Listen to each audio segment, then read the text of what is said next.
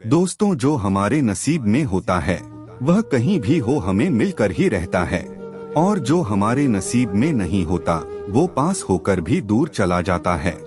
एक गांव में हरी नाम का बड़ा ही मेहनती और ईमानदार किसान रहता था।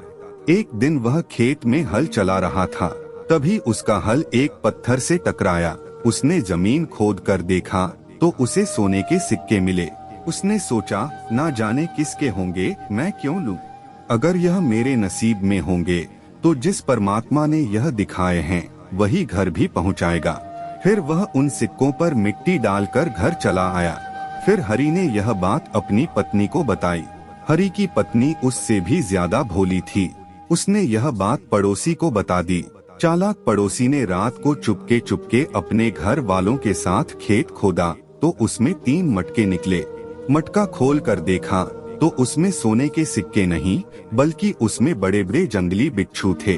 पड़ोसी ने सोचा, हरी ने हम लोगों को मारने की अच्छी योजना बनाई थी। उसने तीनों मटके हरी के घर में रख दिए ताकि बिच्छुओं के काटने से दोनों पति पत्नी की लीला समाप्त हो जाए। लेकिन धन्य है ऊपर वाला, रामू के घर में गिरकर सारे बिच्छू सोने के सिक्कों में बदल गए।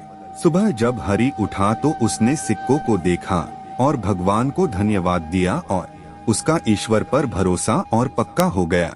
दोस्तों, जो हमारे नसीब में होता है वह कहीं भी हो हमें मिलकर ही रहता है, और जो हमारे नसीब में नहीं होता वो पास होकर भी दूर चला जाता है।